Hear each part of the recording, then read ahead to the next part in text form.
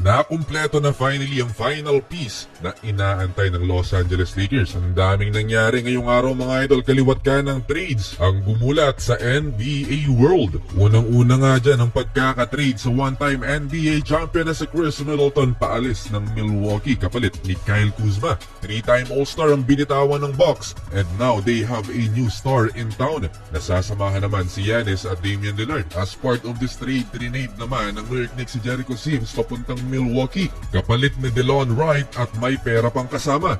May mga small trades din na nangyari mga idol. Jaden Springer mula Boston Celtics and their 2030 second round pick papuntang Houston Rockets kapalit ng second round picks din ng Houston. Na-trade din si Daniel Tice and a draft compensation papuntang Oklahoma City Thunder mula sa New Orleans Pelicans para mabawasan ng luxury tax ang New Orleans. Isa pang Pelican ang na-trade si Brandon Ingram papuntang Raptors kapalit ni Bruce Brown Jr., Kelly Olynyk, 1 first round pick and 1 second round pick. Isa pang player mula Washington Wizards ang pinakawalan nila si Jonas Valanciunas papuntang Sacramento Kings for CDC Zoko and 2 second round picks. And of course, Jimmy Butler kapalit ni Andrew Wiggins, Dennis Schroeder, Kyle Anderson and a protected first rounder. Kasama din sa trade na yan si Lindy Waters III at si Josh Richardson na mapupunta naman sa Detroit Pistons. Magbabalik Miami Heat si PJ Tucker habang si Kyle Anderson Toronto bound. Ito ang problema ni Dennis Schroeder dahil hindi interesado sa kanya ang Utah Jazz. Inaayawan ng mga teams mga idol si Dennis. Best case scenario dito ay sa buyout market kung i-waive siya ng Utah.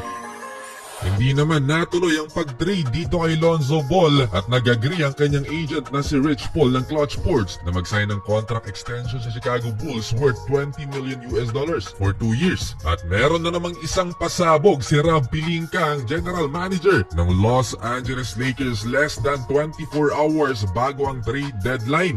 Excellent move na i-trade ang 23 years old rookie na si Dalton Knecht kapalit ng 23 years old big man din ng Charlotte Hornets na si Mark Williams, ang 7'2" center. Straight swap at binitawan din ng Los Angeles Lakers si Cam Reddish, 2031 unprotected first round pick and 2030 pick swap papuntang Charlotte.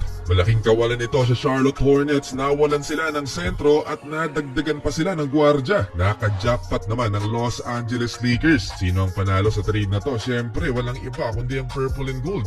Yan ang inaantay nilang piece para makumpleto ang deadly starting five nila. Rising star ng Hornets si Mark Williams, averaging 15.6 points per game, shooting 58.6% sa field, 9.6 rebounds and 1.2 blocks per game. Parang tumama sa loto ang Los Angeles Lakers. Updated roster nila, Luka Doncic as point, Reeves sa 2, 3 naman si Rui Hachimura, 4 si Lebron at si Mark Williams syempre sentro. Etong si Mark Williams ang may longest standing reach in the NBA, mas mataas pa kay Victor Wembanyama